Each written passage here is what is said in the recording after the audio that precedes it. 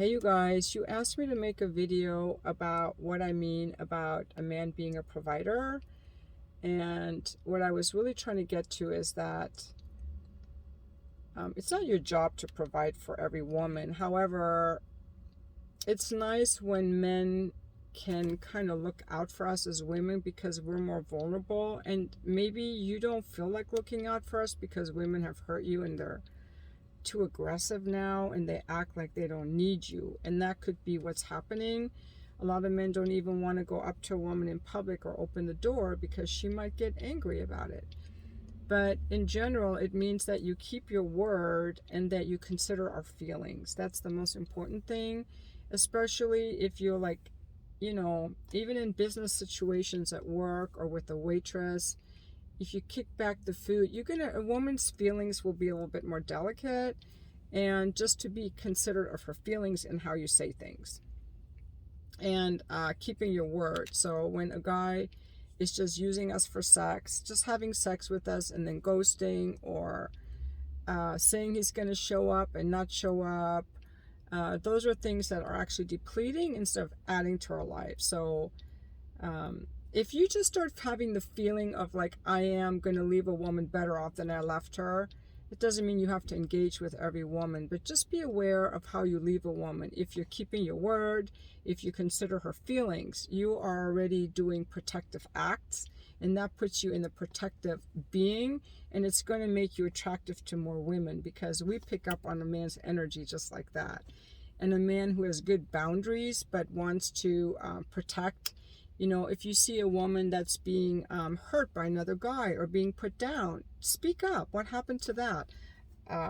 Anyway, another thing too is what makes a man a leader. It's really hard for me to explain, but a man who's on his purpose and who's confident and who's caring, people naturally want to follow him.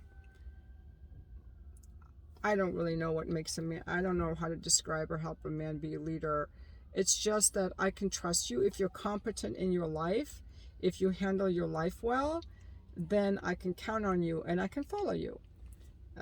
You have a job, you pay your bills on time, you keep your stuff clean, you take care of your responsibilities, and you care about me, then I can count on you.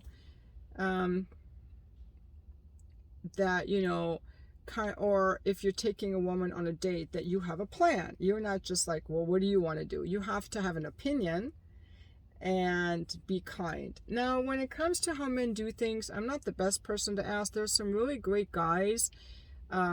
Chris Williamson has a great podcast that I really liked. He had on Jeffrey Miller, who wrote the book Mate, yesterday. So I watched the 1.5-hour podcast of that. And Rob Henderson, Robert Wright, some of these evolutionary psychologists, they will tell you what women naturally go for and the qualities women want, and I think that's really good.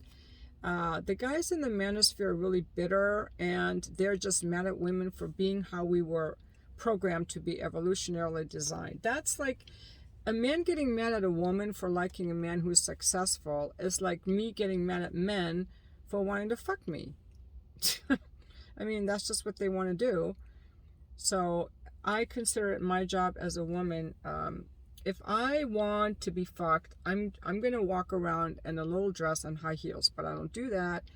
So because I know what men look for and what men want, I dress in a way, I'm getting ready to go in the grocery store. I dress in a way where I want to be attractive, intelligent, and kind, and I want to be dressed modestly enough that a man would look at me and say, that's someone that I could see myself dating. That's someone that I could see as the mother of my children. And because I know, and I've learned the hard way, if I wear anything really sexy, men just see me as a coochie coochie mama. And likewise with women, if you know how women think and what women look for, you can work on the things that make us want you more. Like today, I saw this guy running. Oh my God. He had his cap on backwards, and he was looking strong. And just the way he was moving and he looked, I saw him from far away. He exuded tender defender, fatherly, sensual. He could care about me. I could trust him. The way he was dressed and the way he was moving. He just signaled that to me. So I was immediately checking him out because all the boxes just checked. So I might come down to Encinitas more often, but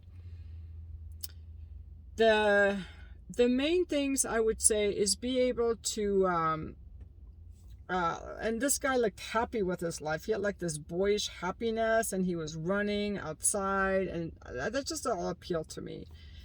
So I just think that a lot of how our society is set up is not conducive to people being outside, being physically active. And with all the stuff on our phones, people aren't used to caring about other people like we used to. But I think if people spent more time outside and less time on their phones, they would naturally develop the qualities that make them more attractive to the opposite sex. But hey, I struggle with all this shit myself. I'm on my phone way too much. I still have trouble with my sleep challenge. And I can't even answer your question on what makes a man a good leader. I can just tell you, if I trust a man, that he could lead me. And that means he's educated, and he has a house and financial resources and interest in me, that I could be like, okay, this guy could. He has he can take me in, sort of, energetically and physically and emotionally.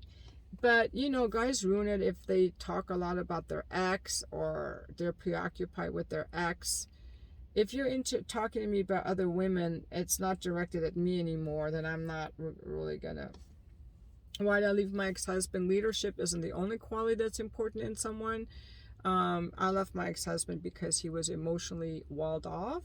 That is the only reason I left him. And you can read more about that in my book, What I Did for Sex.